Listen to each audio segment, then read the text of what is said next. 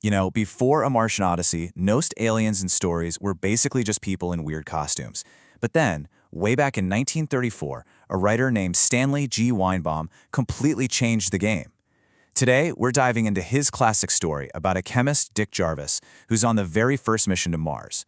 His journey across the Red Planet is going to show him and us a universe that's way, way stranger and more incredible than anyone ever thought possible. Okay, so put yourself in this situation. You're Dick Jarvis. You're on the first ever crew to land on Mars. Pretty cool, right? You're out on a solo mission in a little scout ship. And bam, disaster. You crash land, totally alone, smack in the middle of this massive Martian desert. Your only lifeline, your home base, is 800 miles away. So what do? For Jarvis, there are really only two choices: sit and wait to die, or start walking. He picks walking. His rocket's motor just gave up. The crash wrecked his landing gear, so he straps a water tank to his back, grabs his gear, and just starts this unbelievable trek across the Red Planet. It's a total long shot, but hey, it's better than doing nothing. Now, this is where the story gets really interesting. This isn't just about survival. Jarvis's journey is about to take a wild turn because he's about to stumble on something or someone he never expected. He's about to meet a real Martian, and it's going to flip his whole view of the universe upside down.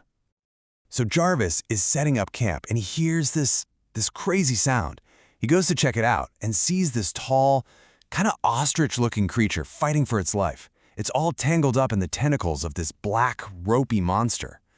Jarvis notices a little bag around the creature's neck, a sign of intelligence. And without even thinking about it, he pulls out his gun and fires. So Jarvis saves the creature. It makes this weird whistling sound, something like to whirl. Jarvis kind of shortens that to tweel. And just like that, they become a team, a human chemist and an alien ostrich, starting an 800-mile road trip together. It's the beginning of one of the strangest and coolest friendships in sci-fi. But right away, they hit a major snag: communication. I mean, they can figure out some simple stuff. Jarvis teaches Tweel the word rock, and they both get that 2 + 2 = 4.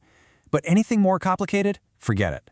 When Jarvis points up at the sky to try and explain he's from Earth, Tweel's response is to leap 75 feet in the air and land on his beak. Their minds are just on completely different wavelengths. It's just fundamentally alien. And as they keep traveling, Mars just keeps getting weirder. Jarvis and Tweel run into 3 totally different kinds of life forms, and each one is more bizarre than the last. Each one also teaches Jarvis a huge lesson about what being alive even means. First, they find this line of tiny little pyramids stretching out for miles, and they find who's building them, a creature that's not made of carbon, like us, but of silicon. It basically eats silicon from the sand for energy and, well, poops out these little silica bricks. It's less like an animal and more like a slow geological process that's been building pyramids for 500,000 years. I mean, how wild is that? Okay, the next thing they find is the stuff of nightmares. It's a creature that doesn't attack your body, it attacks your mind. The Dream Beast. It projects a perfect image of whatever you desire most. For Jarvis, who's lonely and a billion miles from home, it's a girl he knew. He starts running towards her, but Tweel yanks him back just in time, revealing the illusion for the tentacular monster it really is. This thing doesn't just hunt you, it uses your own hope as bait.